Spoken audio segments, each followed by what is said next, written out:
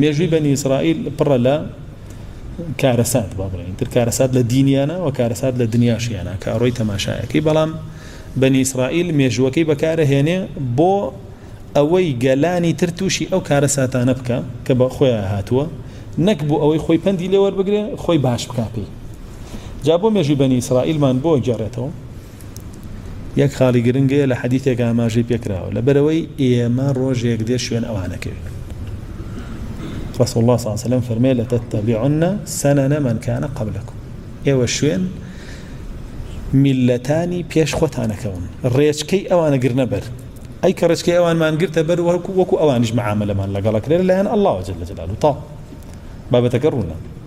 جابوا سيركي ليرا فرمي تودي قدبا لحالي اوان چونك روجيك دي امتكش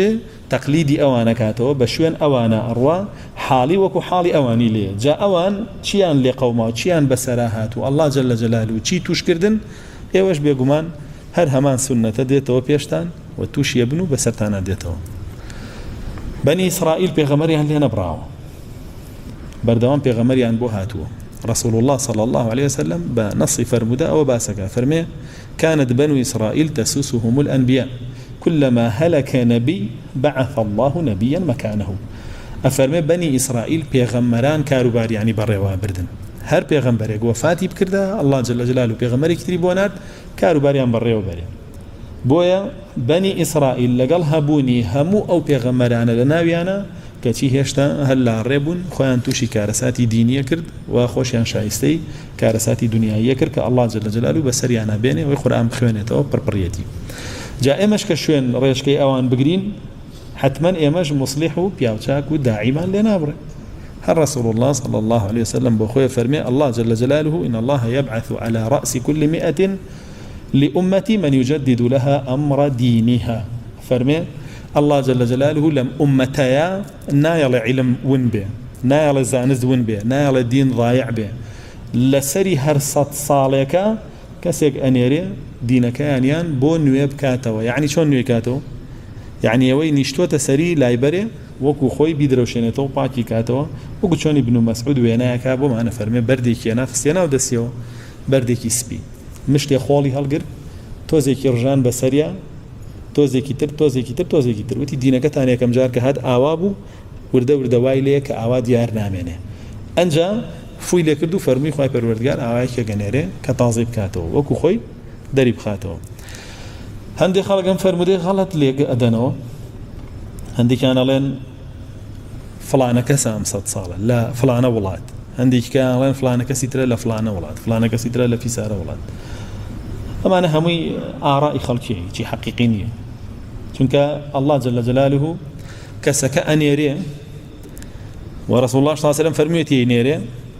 بلام دياري نكرا ولا فرمودكا كي أينيري ولا ناو كي دياري نكرا يعني بيتشي أو كسكا كاروباري دينكا تازاكات ولا شاركا أم صال لم شارع صالك دلو شاري ترى صالك دلو شاري ترى أم ده صال لم ولاته صالك دلو ولاتي ترى صالك دلو ولاتي ترى صالك دلو ولاته أنجا كسيش ناتش التزكية خوي بكا بلا منم چونکە خوای بڕیار قەدەغەیەوەی کردووە ئەگەر یەکێ پێچەوانی قەدەغەی ئەڵڵا بجوڵێتەوە خۆی لەو کەسانەیە کە دین تازاگاتەوە نەخێر کە پێچەوانی قەدەغەی ئەڵڵا جوڵێتەوە الله جل جلاله فەرمێتی فلا تزكوا أنفسكم تزكية خوتان مكان ياخذ جماعته بلن إيمين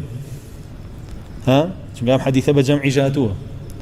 لا تزال طائفة من أمتي ظاهرين على الحق لا يضرهم من خالفهم كومالك لأمتكم بردوام لسر حق جيجيرن أي جيرن بخلكو خوشان فيريا بن أو كساني مخالفيانك زرريان بينا جينه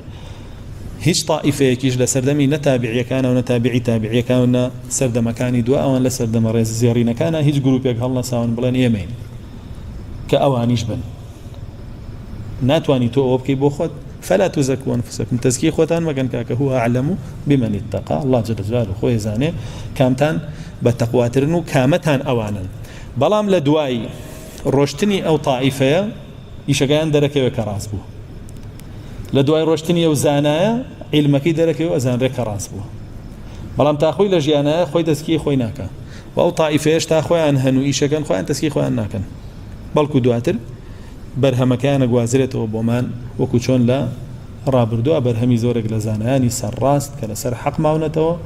گەشتوتەوە پێمان وەکو ئیمامی ئەحمەد و وەکو زۆرێکی تر لە زانایان حتا ئیمامی ئەحمەد لەبارەیەوە فەرموون چی فەرموون خوای پەروەردگار ئیسلامی ثابت کرد بە ئەبوبەکری سیدیق لەکەیە لە ڕۆژی مرتەدبوونەوەی دەشتێکیەکان لە چوار دەوری و فەرموون ئیسلامی دیسان جارێکی تر پاراست لەوەی کەم و کوڕی تێبکەوێ بەجێگیربوونی ئیمامی ئەحمەد دوای ئەو هەموو لێدانی کە لێدرا تەسلیمی ئەوە نەبوو بڵێ قورئان مەخلوق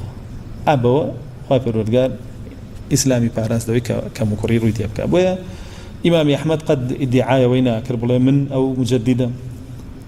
خۆ 200 ساڵێکی بەسەرا ڕۆشت بوو لە 300ەکە یاژیە يعني دو قرني بسرا رشت بو نيود منو كسم كطازيكمو بوها معلمو وكمالك زور لاصحاب حديث كلا قال يا ابونا انا وديمين هيك انت تزكي اخواني انك دوبيا ام دياري كردنا باجنيه جات شلون اوان بيغمرانيان هبو بني اسرائيل مش علماء يكمان هي الله جل جلاله يعني